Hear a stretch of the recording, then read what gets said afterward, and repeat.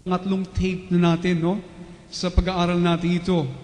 Ang ating mong pinag-usapan ay ang tatlong mga bagay o 10 mga bagay na paghahanda sa darating na paghuhukom. Okay? So, ang ating pong teksto ay nasa, sige Brother Bong, ay nasa po Ebanghelyo ni San Lucas, Kapitulo, wow, nakalimutan ko nga sa salamin. Saan kayo sa salamin ko? Kapitulo 21, mga talatang 29 hanggang 36. Okay, 10 things of preparation for the coming judgment. Okay, thank you very much.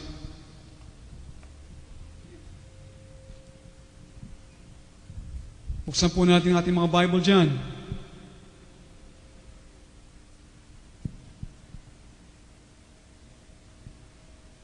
Okay, let us read in our own translation this morning. At sinabi sa kanila ni Jesus ang sangtalinghaga, tignan ninyo ang puno ng igos at ibang punong kahoy. Kapag nagdadahon na ito, alam ninyong malapit na ang tag-araw. Gayun din naman, kapag nakita ninyong nangyayari na ang mga ito, ang binanggit po sa buong kabanatang ito, malalaman ninyong malapit na nang maghari ang Diyos. Tandaan ninyo, magaganap ang lahat ng ito bago mamatay ang lahat ng taong nagbubuhay sa ngayon. Mawawala ang langit at ang lupa, ngunit ang mga salita ko'y hindi makakabulan. Mag-ingat kayo nang huwag magumon sa katakawan at paglalasing at mabuhos ang inyong isip sa mga intindihin sa buhay nito. Baka abutan kayo ng araw na iyon na hindi handa. Sapagkat darating iyon ng di inaasahan ng tao sa buong daigdig. Kaya maging handa kayo sa lahat ng oras. Lagi ninyong idalangin na magkaroon kayo ng lakas upang makaligtas sa lahat ng mangyayaring ito at makaharap sa anak ng tao. Okay, hanggang doon lamang po.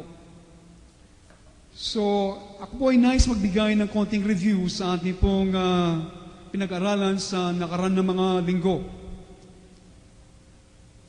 Sana po sa ating pag-aaral ito ay sa akin po nadidinig ay nakakaroon po ng magandang feedback na meron po mga transformation, mga pagbabago, changes sa kanilang po mga attitude, sa kanilang po mga asal at sa mga pamamaraan po ng kanilang mga buhay. So sana po ay ituloy-tuloy natin mga bagay nito. Hindi lang po tayo maging ningas pungon kapag nadinig natin, and thank God for that, pero sana ito'y tuloy-tuloy. Amen? Gagawin natin ngayon at bukas, mamaya, makalawa, ay hindi na natin gagawin. So, how to prepare for judgment? Alam natin, ang paghahatol ay dumarating. Judgment is coming to any nation that is sinning. Yan po ang ating pag-usapan. Kung kayo po interesado, ito po ay tape number 3 na natin, no? At hindi po natin matatalakay ang lahat ng ating natalakay na. So, kung kayo po ay nais makahabol sa ating pag-aaral, kayo po ay pumunta kay Brother Boy at Sister Helen para po makakuha kayo ng mga tapes. So, judgment is coming. Ang paghatol po, paghukom ay dumating sa anumang bansa na nagkakasala. Ito po ay alam natin. Ito ay naranasan natin. At ang ilang mga bansa, ito po ang kalang naranasan. At sa internet po ngayon, kung kayo po ay merong computer, halos po mga tao ngayon nasa internet, ito po ay makukuha mo ang lahat ng information, halos sa buong sanglibutan, makakakuha po ng mga panlahatan na pandama, kung ano po sinasabi ng mga tao, meron pong prophetic gifts na sinasabi, merong kaloob ng panghula, okay, na sinasabi nila ang katulad nito na ating pinasinasabi, ang patungkol sa paghukom, lalo po sa bansang Amerika. At alam po natin, kapag ito'y nahatulan, alos po magkakaroon po ng implication sa maraming mga bansa. Kung kayo po ay abreast sa mga politics na nangyayari na tinatawag po nilang geopolitics, in terms po na sinasabi na there's a possibility of war coming in America. Okay? Ang posibilidad na magkaroon po ng digmaan na dumarating po sa Amerika. Kung kayo po ay nagbabasa ng ating mga pahayagan, okay, ako po ay nabasa ko to last week pa lamang sa Inquirer, ang North Korea ay nagpalipad po ng kanyang 4 stages missile. Okay? Ito po'y lumipad sa impapawid ng Hapon, bansang Hapon, at ito po'y dumapo sa Pacific Ocean. Na-alarm po ang Amerika at ang bansang Hapon, at ngayon po sila naghahanda ng mga counter, mga missiles sa mga ganitong mga bagay. At ang China po, kung niyo po nadinig 2 days ago sa mga pahayan at sa television, sa news, they are perfecting a neutron bomb, meaning they were able to develop, na split nila ang atoms, ang atomic, hydrogen, ngayon po neutron. Imagine po on China. These countries are against America. At meron po 3 bagay na binanggit ang Panginoon. Kaya po na nasabi natin, kahit na si Dr. Thompson, bago magkaroon ng war sa Yugoslavia, God is impressing upon His heart ang salitang digmaan, bago po mag-break ang digmaan sa Yugoslavia. So, ito po ay patuloy niyang dinadalangan, ito po ang patuloy na inuudyok ng Spirit ng Diyos sa kanyang puso. At akin po nasabi sa inyo sa aking mga devotion, ito po ang dinidin ng Panginoon. At sa ating pong inaawit kanina, nandiyan mga assurance ng Panginoon. Hindi po na pinag-usapan ni Pastor Raul ang kanyang mga mensahe na kanyang inaawitan o paawit sa atin. So, but God is confirming His word to us. Amen? At sa ating pong binasa kanina sa Ebanghelyo po ni San Lucas, Kapitulo 21, ito po yung ating natalakay, meron po 3 bagay na binanggit ang Panginoon ang nagpapanatili sa marami. Okay? Kahit na sila mga Kristiyano, na nagiging pabaya. Sa kabila ng mga pabalangan ito na sinasabi ng Panginoon, meron 3 bagay sa maraming mga Kristiyano, sila po ay nananatiling pabaya sa kanilang kalagayan. Inyo pong nadama o nadinig, stresses dissipation, stresses drunkenness, stresses anxiety of life. Halos po itong 3 bagay nito ang siyang gumagawa at nagiging dahilan sa marami na sila nagpababaya sa kanilang spiritual na pamumuhay. So, ano po kanyang dinin? Idinin niya ang dissipation, meaning magumo sa katakawan. Hindi na po sa pagkain yan, ito po ay sinasakupan ng marami guys sa mga bagay sa sanglibutan. Okay? Nagiging matakaw tayo. Na hindi na karapat-dapat sa atin, gusto pa natin. Gaya ng drunkenness, paglalasing. That will include entertainment. Kasama na po dyan ng kalayawat, maraming mga bagay. Okay? At anxiety of life, at halos dito bumabagsak ang marami. Mabuhos ang inyong isip, nabubuhos ang marami ang kanilang isip sa mga intindihin sa buhay na ito. Na hindi na sila makakilos. Halos dito na lamang, para bagang ang tao ay nabubuhay lamang sa makakain dito sa lupa. At sinabi ng Panginoon Diyos, ang tao hindi lang nabubuhay sa tinapay, kundi sa bawat salita na lumalabas sa bibig ng Diyos. Ang mga ito ay mga katangian po noong panahon ni Noe, like in the days of Noe. So we need to prepare spiritually. Amen? Kaya ito po ang ating pinag-aaralan. Tayo po ay maghanda sa spiritual na buhay natin. You notice the Lord said that you may be able to stand before the Son of God. Para magkaroon kayo ng lakas ng loob, sabi, o magkaroon ng lakas upang makaligtas sa lahat ng mangyayaring ito. At makaharap sa anak ng tao. And that is our objective. See? Sinabi ito ng Panginoon sapagkat hindi po lahat ay makakaroon ng sapat na lakas upang makaligtas sa lahat ng mangyayaring ito. Kaya mga bagay nangyayari ngayon sa bawat detalya sa inyong buhay, ay dapat kayo ay sana magdulot ng kalakasan, hindi magpabagsak sa atin. Okay? Ngayon po ay mag-review tayo ng konti. 10 things of preparation. Number 1. Okay? Setting aside the time to pray each day. Ito pinatalakay na natin. Mag-isang tabi po tayo magbukod ng panahon sa bawat araw para makapanalangin. Sa ating pong Bible School, ito pong ating pinag-usapan na pinag-aaralan, spiritual progress. Lagi po ang dinidin namin ay pinag-usapan ang panalangin. Listen po sa mga bagay na aming natalakay. What are the things we must desire so that our prayer will be called true? Not to desire this is not prayer, but an illusion. Sapagat po marami ngayon dumadalangin nga sa akala nila po ang panalangin ay hanggang bibig lamang. Sa binubuo ng mga salita, no. Kung kayo po nice na makapanalangin ng totoong panalangin, kailangan po ang mga bagay na ito. Listen, tignan po ninyo sa inyong mga sarili kung inyong mga panalangin ay tunay na panalangin o mga ilusyon lamang o mga guni-guni. Number one na kailangan nating nasayin sa ating panalangin, ang panalangin po hindi lang mga salita, kundi po binubuo ng kabuuan ng ating buhay. Number one, crosses, kasama po yan. Mga krus na pag-usapan po natin yan. External and internal humiliation, mga panloob at panlabas na kahiyan na ating nadadama at nararanasan. Yan po ginagamit at bahagi ng tunay na panalangin. At pangatlo, renouncement of our own wills, pagtakwil sa ating sariling kalooban. Yan po'y mahalaga para matawag ang ating mga panalangin, totoong panalangin. At pangapat, death to self, kamatayan sa ating mga sarili. Alam po natin yan, kapag nangyari po ito, there will be establishment of God's throne upon the ruins of self-love. May tatatag po ang trono ng Panginoon kapag nawasak ang pag-ibig natin sa ating mga sarili. Kapag itong binubuo ng ating mga panalangin, alam po ninyo, ito'y matatawag nating totoong mga panalangin. Amen? Pangalawa, na ating napag-usapan, meditate in the Scripture continually. Pag nilayan po, tuloy-tuloy ang kasulatan. Okay? Listen, meditation is not prayer. Ito po aming napag-usapan. Ang pagnilay-nilay, pagbulay-bulay sa salita ng Diyos ay hindi po isang panalangin, pero ito po isang mahalagang pundasyon. Sapagkat po, listen, ang meditation po, ang pagnilay-nilay sa kasulatan, ito po ay dinadala ang ating mga kaisipan sa katotohanan ng salita ng Diyos na ipinahayag sa atin. Amen? So, our meditation should become everyday deeper and more interior.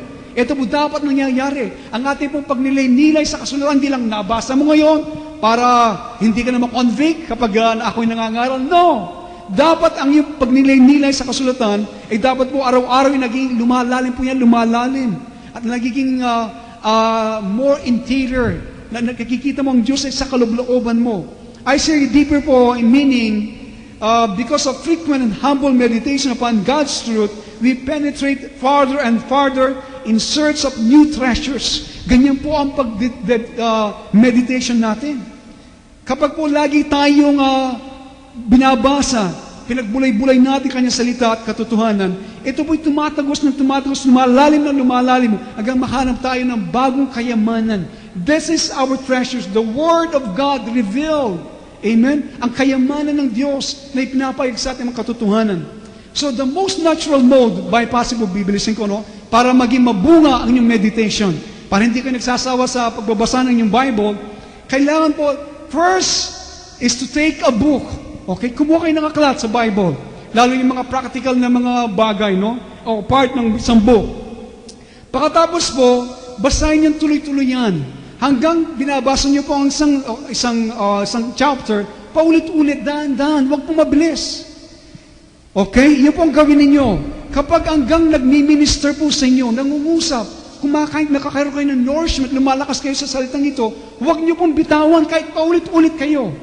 Okay? Kapag lamang nakita niyo na yung kinasabikan yung mga talata, ay hindi na po nagmi-minister, hindi na po naglilingkod sa inyo, hindi na po nag-nourish sa inyong kaluluwa, doon pa lamang tayo muling magpasimula. Amen? Hindi po nakawa yun? Okay. As a general rule po, ganito, listen, kapag nagbabasa kayo ng Bible, malalaman nyo kung mga bagay nyo binabasa ay mula sa Diyos o hindi. Listen to this. As a general rule, eto po, isa po nga panlahat na tuntunin, those truths na tunay po na kinasasabihan natin, nagbibigay ng practical na liwanag doon sa mga bagay kung saan po we are required to give up for God our leading of divine grace. Yan po. Kapag meron po kayo nabasa, okay, sa Bible, yung mga katotohanan na nabasa nyo sa Bible, mga talata, isang verse, meron kayo nakita ng katotohanan doon, kapag meron silang inihingi na meron kayong isuko sa Diyos, okay? Meron silang inihingi na isuko sa Diyos, listen, yun po ay patnubay at mga salita ng banal na binigaya, and we should follow it without hesitation. Okay? Kailangan sundin mo kagad yun na walang pag-aatubili. Hindi po nakuha yun? Hindi lang kayo nabasa ng basa, pero kapag binasa mo, merong ipinag-give up sa iyo, merong pinasusuko sa iyo.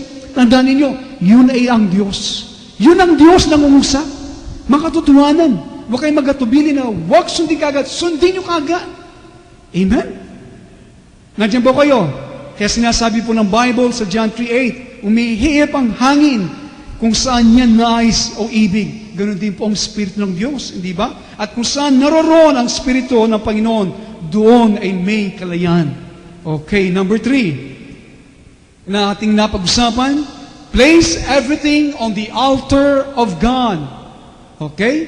Iligay natin ang lahat ng mga bagay sa altar ng Diyos. Ito po ang pangatlong paghahanda na dapat gawin natin sa mga panahon na darating. Okay? Bakit po? Sapagkat, gaya po ng ating napag-aralan, kapag nalagay nyo na ang lahat ng mga bagay, kapag nalagay ninyo ang lahat ng mga bagay doon sa altar ng Diyos, it may be your circumstances, ang mga circumstansya, mga pangyayari sa inyong buhay, ang mga relationships natin, sa ating asawa, sa ating mga anak, sa altar ng Diyos, meaning, listen, ang ibig sabihin po nito, kapag nalagay natin sa altar, ang ibig sabihin, He can take them, or He can keep them with you. Pwedeng kunin ito ng Diyos anumang oras sapagkat ibigay natin sa Kanya, o pwede niyang ipagkatiwala muna pagsamantala sa iyo ang mga bagay nito. Amen? Pagkatapos, you can go on your way, magpatuloy ka sa inyong landasin, bakit po? With severity. Meron kang, or serenity, meron kang kapayapaan. Amen? Yun po nice ng Diyos habang tayo naglumalakad sa buhay nito. Kaya gusto niya merong ilagay lahat ng bagay doon sa altar sapagkat gusto niya makalakad tayo na merong kapayapaan. Amen? Kaya sabi ni Job, I came in the world naked. I'm coming out naked. Blessed be the name of the Lord. Sige, lumabas ako o nagpasok ako sa sanglibutan ito na hubad. Lalabas din akong hubad. Pagpalain ang pangalan ng Panginoon. Amen. Now, pangalima, ito pong hindi natin natalakay. Ang pangalima po ay, living in and by Christ. Okay, living in and by Christ. Tayo po nabubuhay kay Kristo at sa pamagitan ni Kristo. And that's true Christianity. Kaya sinasabi ko sa John 15:4, you must remain in me, di ba? And I will remain in you. Dapat tayong manatili kay Kristo. Yun po ang tunay na Kristiyanismo, ang pananatili kay Kristo. Paano po natin magagawa na tayo po'y manatili kay Kristo? Kay paano po? Ang tanong, nasan ba kadalasan ang iyong kaisipan? Nasan ba kadalasan ang iyong kaisipan? Lalo na sa paggawa ng ating mga desisyon. Listen to this. God is interested in every details of your life. Di ba? Ang Diyos ay interesado po siya sa bawat detalya ng ating mga buhay. Ganun pong ginagawa natin para manatili kay Kristo. Wala pong maliit na bagay na yung Diyos hindi siya interesado. Yan po yung napag-usapan natin. Ano man ginagawa natin? Okay? Nagsusupilyo, nagtitrabaho. Ang Diyos po ay interesado siya dyan.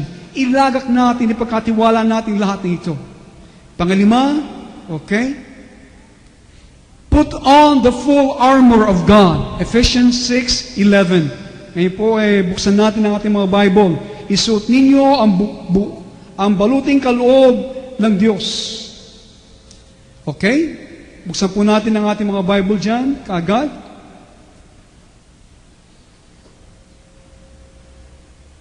Efeso, Kapitulo 6.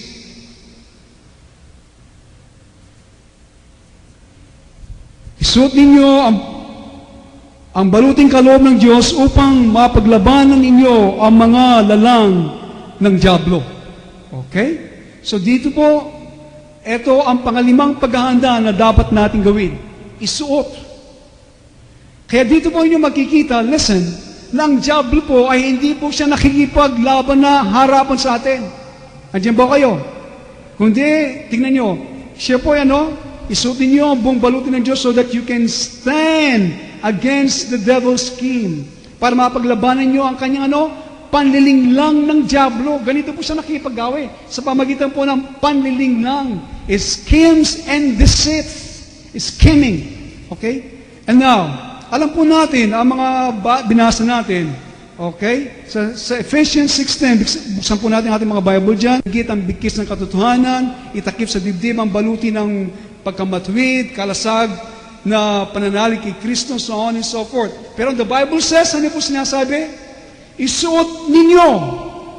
Pakinig po kayo mabuti. Ito po ang dinidin ng Panginoon ngayong umaga sa atin. Listen. Ito po ang aking nadamay. Ito ang dinidin kaya sa mensahe ng mga awit natin. Ito po ang nice ko ngayong umaga na isuot natin. Ngayong umaga. Inyong makikita doon isang commandment na isuot ninyo ang buong baluti. Okay? Buong kagayakan, sinasabi. At sinabi sa atin anong kagayakan na ito. Ang kagayakan po ito, o buong baluting ito, ang binabanggit po baluting pandigma.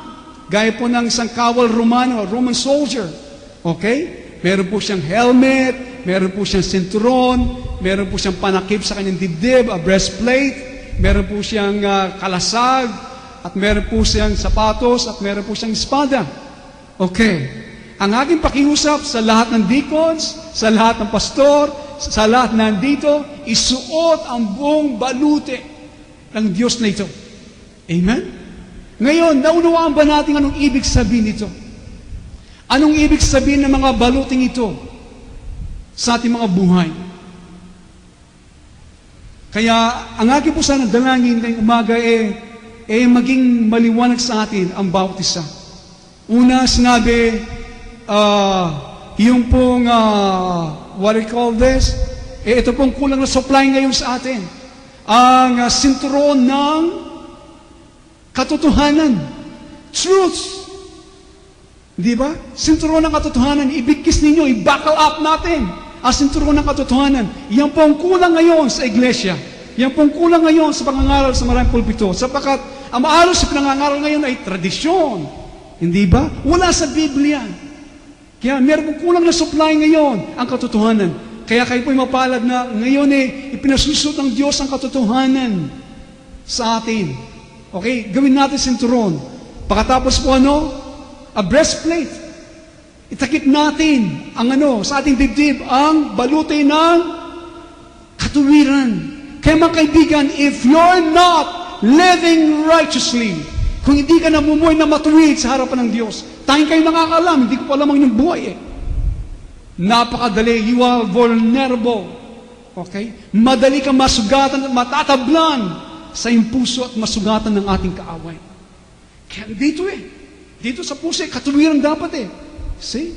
Kung hindi ka namumuhay ng katuwiran, madali kang masaktan ng ating kaaway. Vulnerable ka. Pangatlo, ano yun?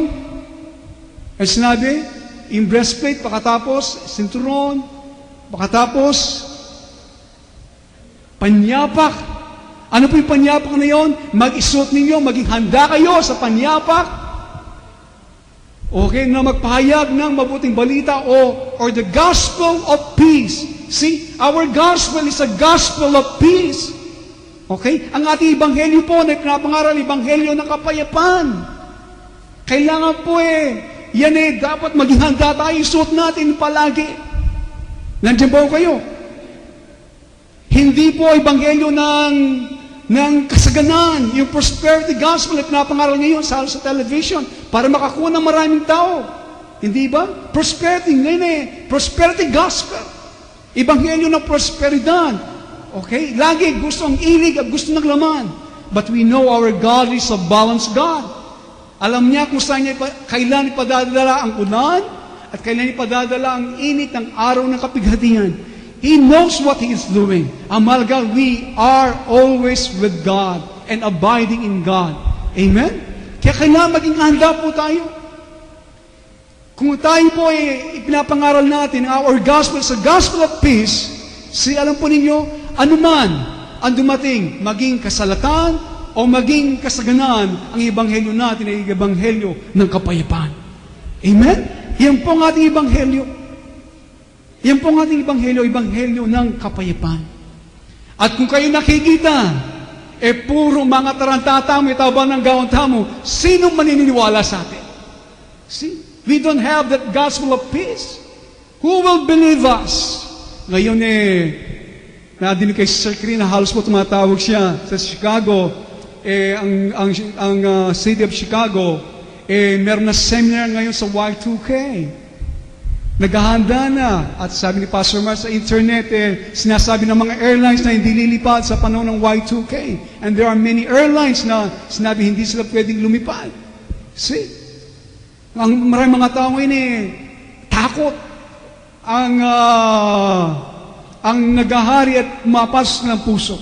Kung tayo ngayon nababalisa na, natatakot na, how can we preach the gospel of peace kung tayo mismo ay walang kapayapaan?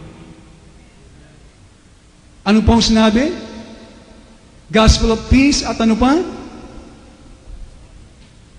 Kalasag? Okay, ito po ang dinidin ng Panginoon. Listen. Ang sa mandirigma, meron po siyang kalasag o panangga. Laban sa mga sa mga nagliliyab na palaso, nagliliyab na palaso. Anong ginagawa nito ng pananggang ito para patayin ang mga nagliliyab na palaso ng kaaway nito. Listen. Ito pong dinidin ng Panginoon. May kumbaga sa atin. Listen, you have to wear this. Kailangan po natin ang kalasag na ito, ang pananggang ito.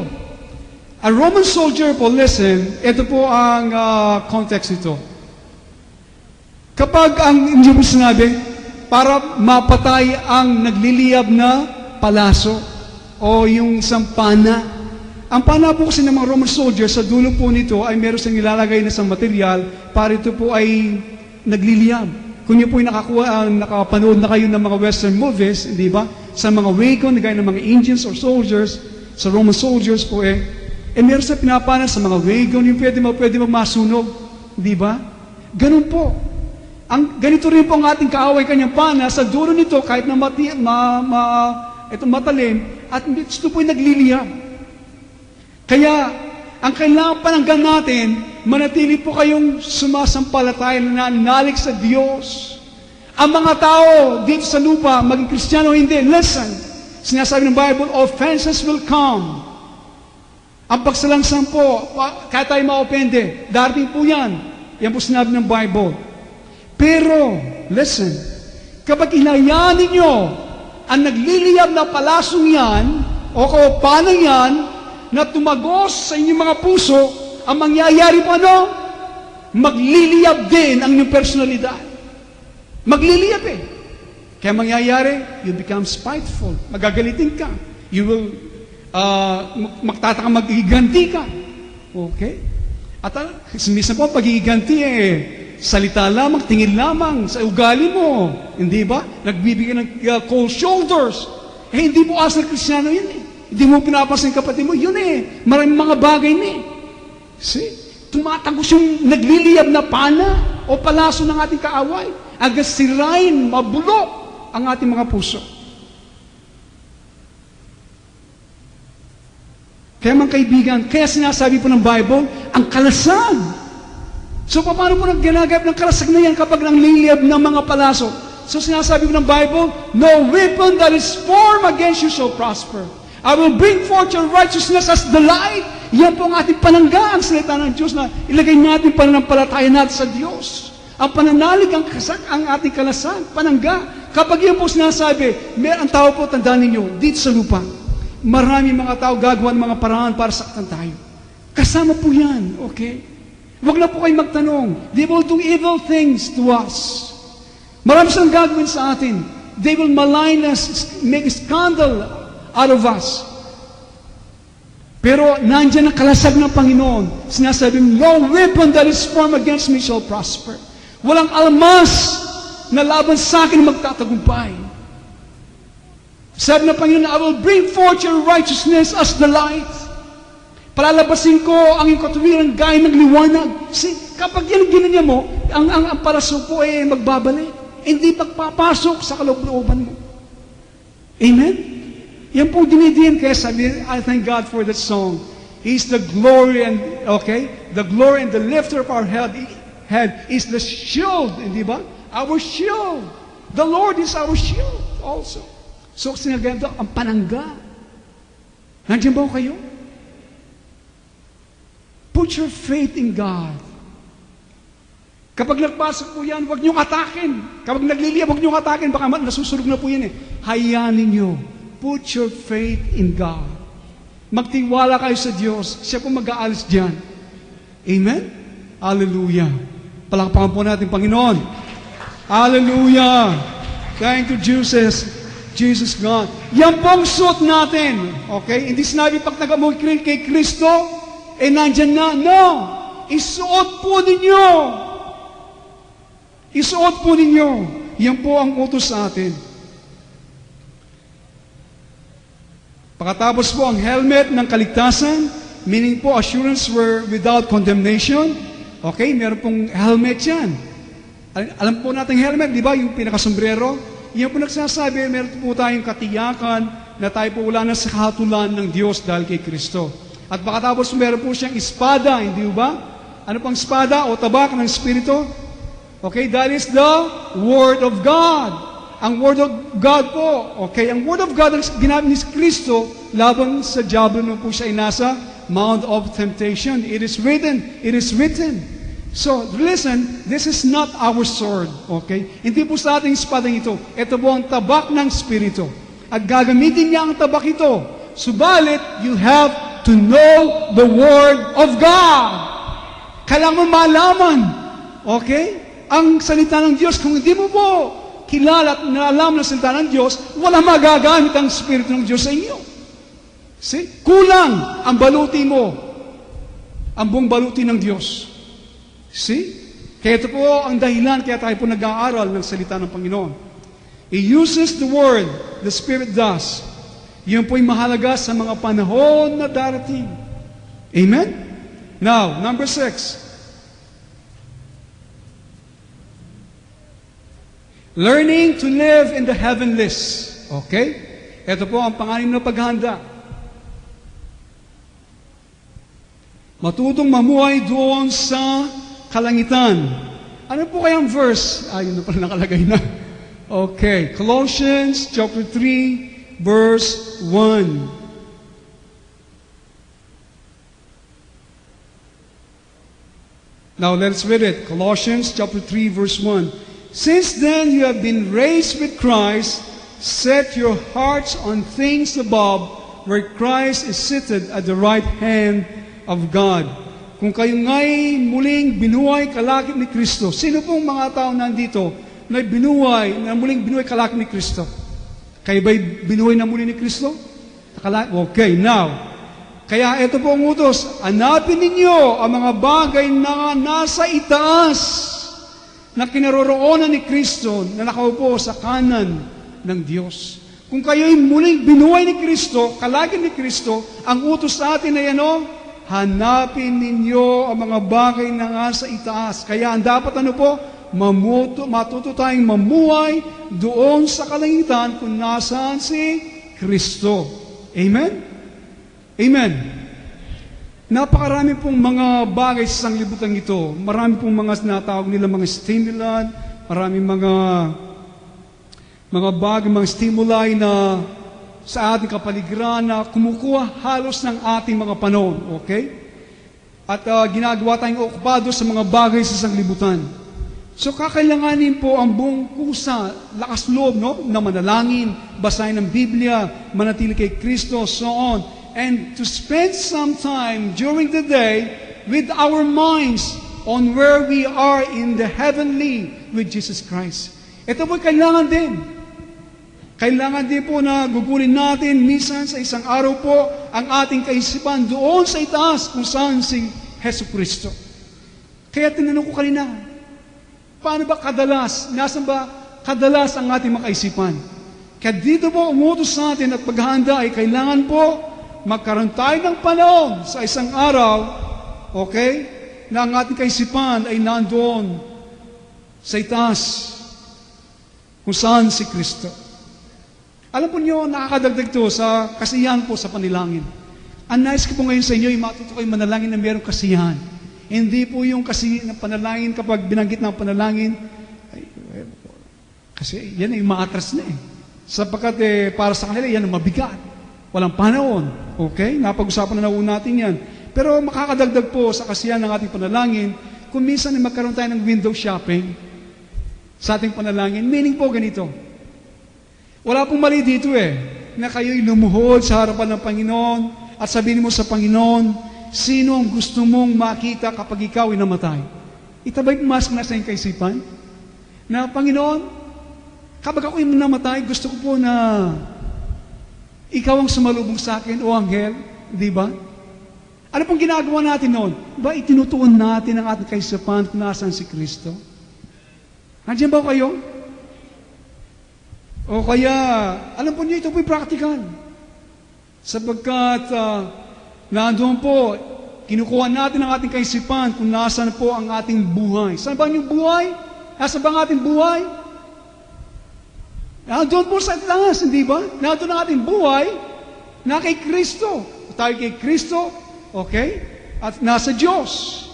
Our life is hidden with Christ in God. Ang ating po mga buhay ay nakatago kay Kristo at sa Diyos. Nasaan po sila ngayon?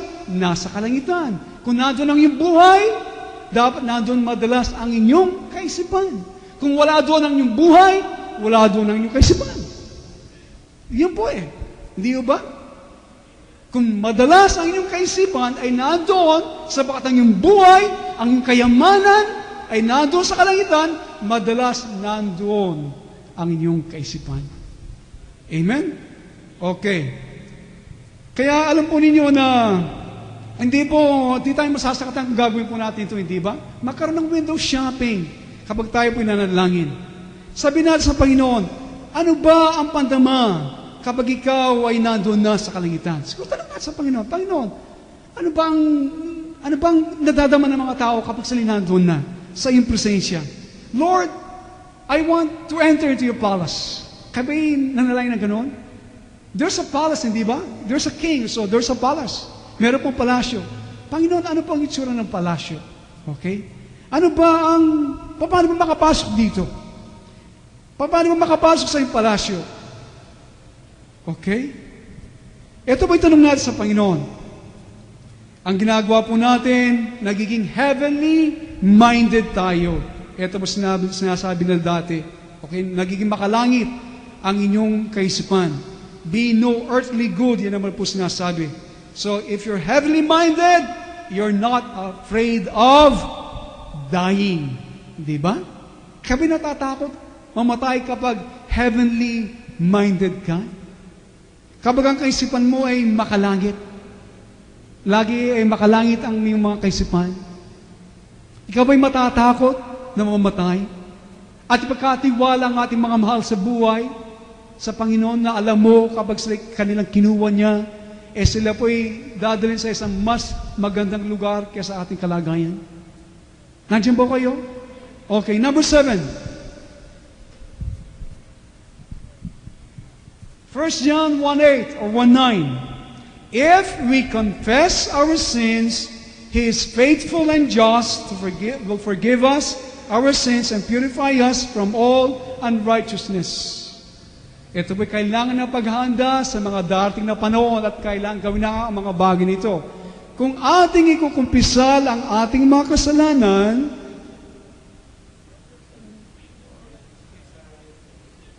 number 7, pasensya na po, talagang tanda ng tanda. Pasurprend, hindi, matanda na, nakikita mo na. Okay. Kasi po nakasulat dito sa akin, number 7. Ito. Ngayon naman, number 7, mali po sa akin. Nasaan na ito? Ayun. Okay, sa Hebrews, chapter 12, verse 2. Now, let us fix our eyes on Jesus. Now, buksan po ninyo ang mga Bible dyan.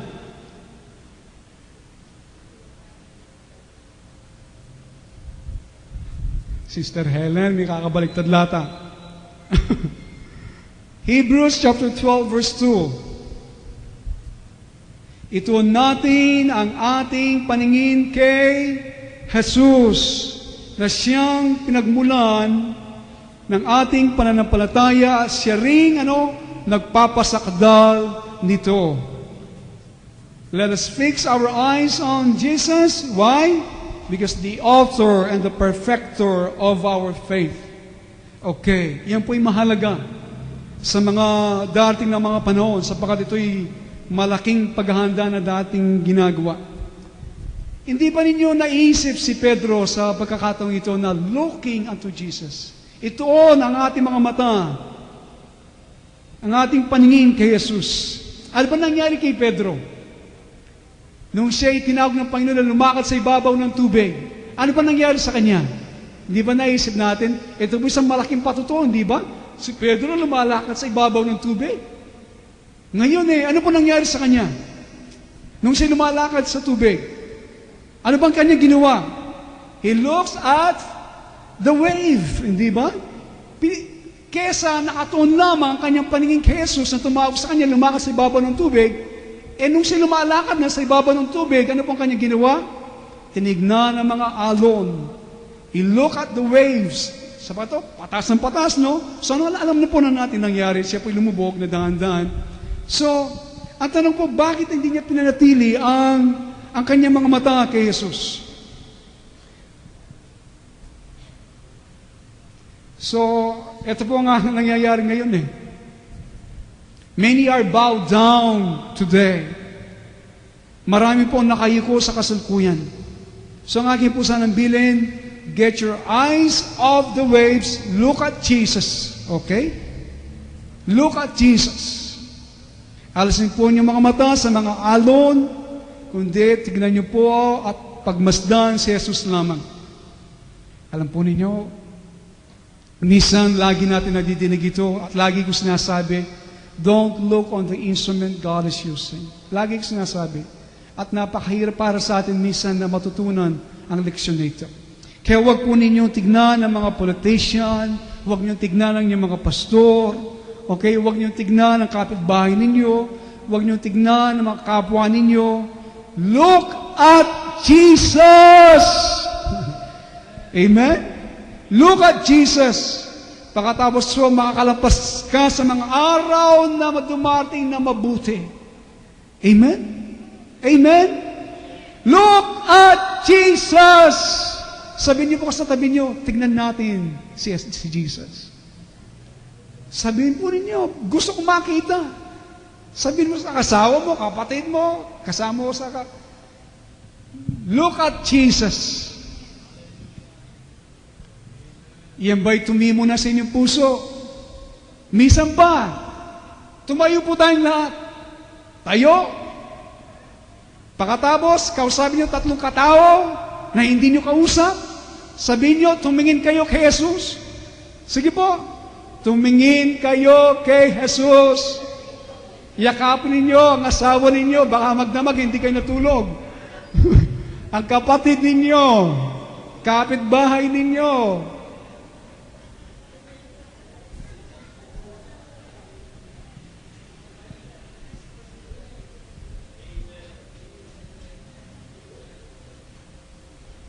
Ngayon, upo na po tayo. Salamat. Okay, kaya po pumasok tayo dyan, pero ang dinidiin po natin dito, darating ang mga alon ng buhay. At ngayon ay dinadanas ng marami sa atin. So, ang aking po sanang habilin at pakiusap at pagsamo sa inyo, huwag kayong tumingin sa mga alon. Okay? Kaya na nga tinasabi, interesado ang Diyos about detalya ng ating mga buhay. Amen? So, lundag tayo kagad. Brother Bong?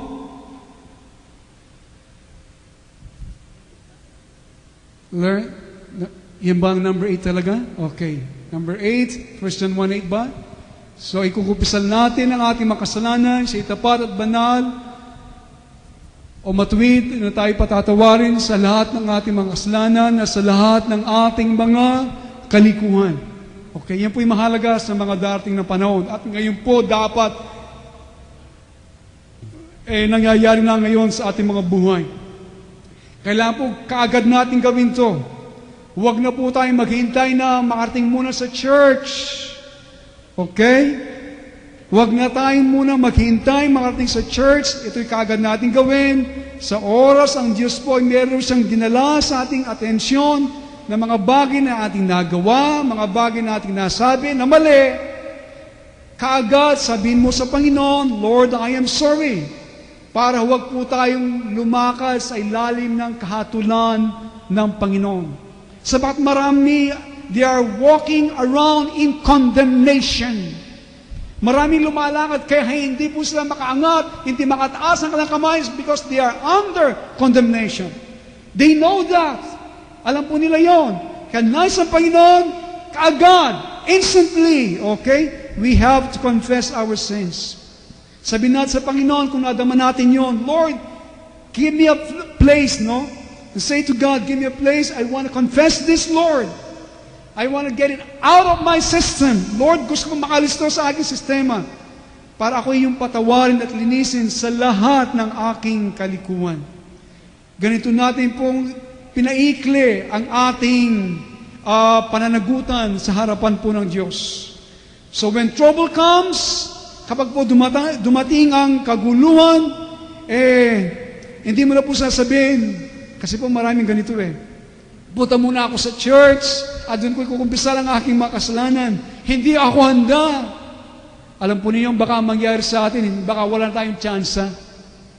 Kapag nangyari, bumaksak ang hydrogen bomb sa iyong ulo, na bigla, wala ka na pong tsansa magsisi. So ngayon, habang binibigyan tayo pagkakataon ng Panginoon, magsisi na po tayo. Amen? Ngayon lang po hindi natin alam kung makakauwi tayo mamaya o hindi ba? Napakagandang mensahe. We're not sure, meaning na ang buhay natin hindi natin hawak. So, kaagad, we have to confess things. Now, Brother Bong, rest in the Lord and wait patiently for Him. Yan po yung nasa Psalm 37 verse 7, sinasabi, fret not yourself because of him who prosper in his ways, because of the man who carries out wicked schemes. Okay? Ikaw ay magpahinga sa Panginoon at maghintay kang may pagtitiis sa Kanya. Yun po, no? Maghintay kang may pagtitiis sa Kanya. Huwag kang mabalisa. Yun po ang dinidiin sa atin. Huwag kang mabalisa dahil sa Kanya na gumiginhawa sa Kanyang lakad, sa likong paran, umuunlad man sila. Okay? Ito po Marilya, pero ang sinasabi sa atin dito, ang utos, huwag kang mabalisa. Magtiyagang maghintay at magtiis, okay, sa paghihintay sa Kanya. Now, kung ating pong babasahin ang mga pahayagan ngayon, okay, napakabilis po, lalo na kung kayo ay palabas na sa pahayagan, alam mo niyo mga bagay somehow na nangyayari, nakakapakabilis na kayo po ay mabalisa. Sapagkat maraming mga bagay at mga kasamaan na lumilipas sa loob ng gobyerno, sa syudad lang natin po, babangkitin natin, hindi mo inaasahan na ganito nangyayari. Alam mo, napakabilis na ikaw ang mabalisa. Pero sinasabi po ng Bible, isang commandment na huwag tayong mabalisa. Amen? Ang tanong, Pastor, paano natin magagawa ito? Nakikita mo nangyayari ito, ayaw mo. Pero nakakalusot, nangyayari. Hindi dapat. Alam po ninyo, sabi rin ng Bible, gaya ng ating nasabi, manalangin, read the promises of God, think about the heavenlies, hindi ba? Ito natin ating makaisipan doon sa langit, manatili kay Kristo, and you will have strength to do that. Magkakaroon po tayo ng kalakasan para tayo huwag mabalisa. Kung tayo nababalisa, ask the forgiveness of the Lord. Because that is a sin. Ang mabalisa ay isang kapahayagan na wala tayong tiwala sa Diyos. Andiyan ba kayo? Now, isa po sa malaking problema sa mga darating na mga panahon, okay? Sinasabi natin, in the days of the evil one, sa araw ng masama, ang pinakamalaking problema, isa sa malaking problema, ay hindi po yung mga bagay na mangyayari masama. Ang sa malaking problema, hindi po yung mangyayari masama, kundi po yung kabalisahan sa mga bagay na mangyayari.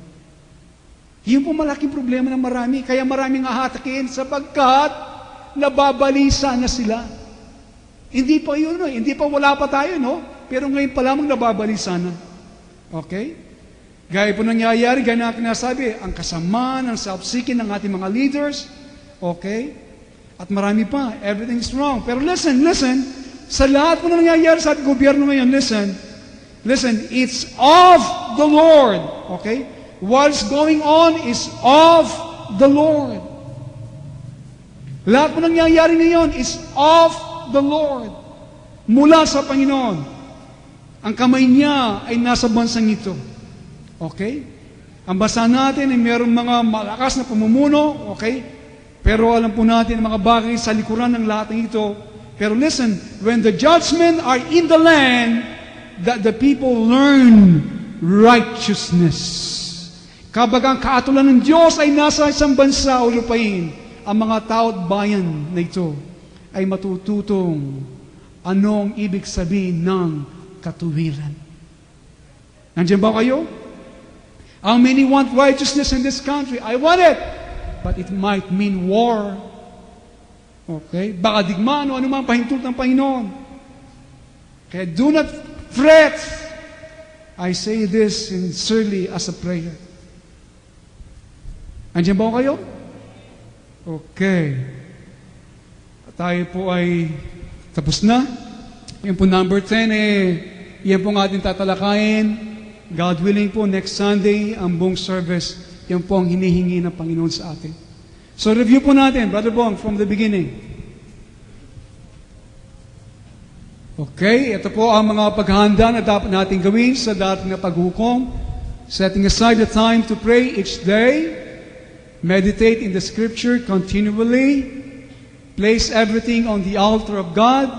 So sana po sa ating pagtanggap na banal na komunyon, lahat ng mga bagay ay nasa altar na ng Diyos. Tayo po ay namumuhay kay Kristo at sa pamagitan ni Kristo. Isuot natin ang buong baluti ng Diyos. Ika-anim, learning to live in the heavenlies. Tayo ay matutong mamuhay doon sa kalangitan. Ituon natin ang ating mga mata kay Jesus at ating ipahayag ang ating mga kasalanan sa oras na ito ay binigay ng Diyos sa ating atensyon sapagkat siya ay tapat at banal na tayo patatawarin at lilinisin sa lahat ng ating kalikuan. At yung huli, rest in the Lord and wait patiently for Him. Fret not, huwag tayong mabalisa. Amen? Hallelujah! Tayo pong lahat ay manalangin.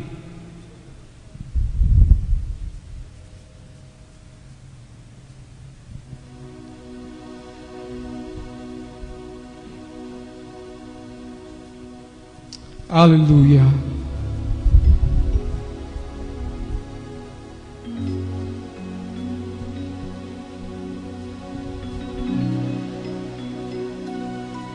Panginoon, ang iyong pong pangungusap ay napakatunay at puno ng laman. Laman na nagsasabi na maging makatotoo ang aming paglapit sa iyo. Inaalis mo ang lahat ng pagkukunwari. Inaalis mo ang lahat ng mga bagay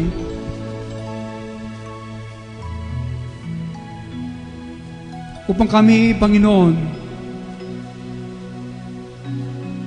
maalis sa isang kalagayan na kami ay nagpapabaya sa aming relasyon sa iyo. Sa umagang ito, Panginoon, salamat po sa inyong mga salita. Ang mga ito ay nagpapahayag ng iyong pag-ibig sa bawat isa sa amin. Sinasabi mo na ang mga bagay nito na mangyayari. Kaya sinabi mo, Panginoon, sa iyong mga salita, para kami makatayong malakas, matatag, sa panahon na mangyayari ang mga bagay nito. Salamat sa iyong pag-ibig, Panginoon, at pagmamalasakit. Ayaw mo, O Diyos, kami yung abutan na kami napakalayo sa iyo. Nagkukulang. Kaya tulungan mo kami ngayong umaga, Panginoon. Gaya po na lagi namin sinasabi, we have to mean business with you. Maging makatotohanan, Panginoon, ang aming pong paglapit. Maging makatotohanan, O Diyos, ang lahat patungkol sa aming mga buhay at ang linalaman nito. Amang Diyos, kahabagan mo ang bawat sa amin. Tulungan mo ngayong umaga, Panginoon, na ang mga paghahandang ito naming napag-usapan ay maging tunay sa amin. Magnasa kami, Panginoon, sa mga bagay nito at makita sa aming mga sarili, sa aming mga anak, sa aming mga kanya-kanyang asawa. Makita ang mga bagay nito na paghahanda. Isuot namin ang buong baluti ng Diyos, Panginoon, na kami, O Diyos, ay huwag malinlang ng aming kaaway. Panginoon, ito po ang kanyang pamamaraan. Hindi daritsan, O Diyos, ba't alam namin, ang aming pakikipag-away ay hindi may laman o dugo. Sabi ng iyong mga salita, kundi mga espiritu, Panginoon, doon sa katastaasan, mga kapangyarihan, Panginoon. O Diyos, sila po ang kumikilos, nag-i-impluensya sa mga tao sa libutan. At kahit kami, O Diyos, ay pwede ma-impluensya nila kung hindi kami nag-iingat sa buhay nito, sa aming paglakad sa iyong harapan. Kaya sumaging ito, Panginoon, nandito ang iyong mga lingkod, O Diyos. Ang iyong mga lingkod na tinuturuan linggo-linggo sa mga katotohanan ng iyong mga salita. Ang aking dalangin, Panginoon, ang aking dalangin, ang mga ito ay matanim, Panginoon, parang binhi sa kambuturan ng aming mga puso. At ito araw-araw dinidilig mo, Panginoon. Dinidilig hanggang ito'y magbunga. At Panginoon Diyos, paglabas ng bawat isa, saan man sila naroroon, ano man ka lang ginagawa, sa loob ng tahanan, sa labas ng tahanan, Panginoon, nakasuot ang buong baluti ng Diyos, nakahanda makapagdigma sa mga panlilinglang ng aming kaaway, at sa kanyang mga salita, at sa kanyang mga asal, at sa kanyang ginagawa. Ang buhay ni Kristo, ang buhay ni Kristo, at ang kapangyarihan ng Espiritu Santo, ang nadadama ng lahat ng mga tao. Kaya Panginoon, ito po ang aming kailangan. At alam namin sa oras kami magsalita, sa oras, Panginoon, meron kang hinudyok sa aming mga puso, mga pangalan ng mga tao na aming lalapitan. Panginoon, ang aming dala ay ebanghelyo ng kapayapaan. Kapayapaan, Panginoon, ng mga tao ay pagkakasundo namin sila sa inyo. Makikita na kapayapaan na mula sa iyo, O Diyos, na kailan rin mimitihin sa kanilang mga buhay. Ihilingin nila ang nasa amin, O Diyos, sapagkat ito ang sambangit kayamanan na hindi pwede taglayin ng mga tao sa libutan. Tang ikaw lamang, O Diyos. Kaya sa umaga ito, Panginoon, pakabanalin mo ang bawat isa. Sa aming pagtanggap ng banal na hapunan, Panginoon, ihanda mo ang bawat isa sa amin. Sana, Panginoon, sa aming pagtanggap na banal na hapunan na ito, hindi maging kahatulan sa amin kundi isang pagpapala. Kaya ngayong umaga, mga kaibigan, mga magulang, kung meron pa na nasa ating mga puso na alam mo na hindi mo pa naikumpisan sa harapan ng Diyos, alam mo ang iyong sarili, alam mo mga bagay na iyong ginagawa, ikumpisal mo ngayon ang mga bagay nito para sa pagtanggap ng banal na hapunan, maging isang pagpapala, hindi isang hatulan. Kaya kaibigan, magulang, kapatid, pahugas ka. Lahat ng ating mga kasalanan sa dugo ni Kristo. At kanyang sinabi din, kung ating ipapahayag ang ating mga kasalanan, siya'y tapat at matuwid at banal na tayo patatawarin sa ating mga kasalanan at sa lahat ng ating mga kalikuan. Ito ang kanyang mga pangako. Kaya tinatawagan ko po mga deacons, mga communion ushers, please, and pastor, to help me. Please, Pastor Charlie. Another, please. Hallelujah, Pastor Remy. Hallelujah. Thank you, Jesus.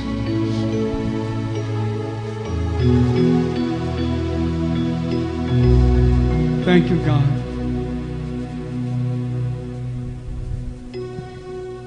Thank you, Lord God.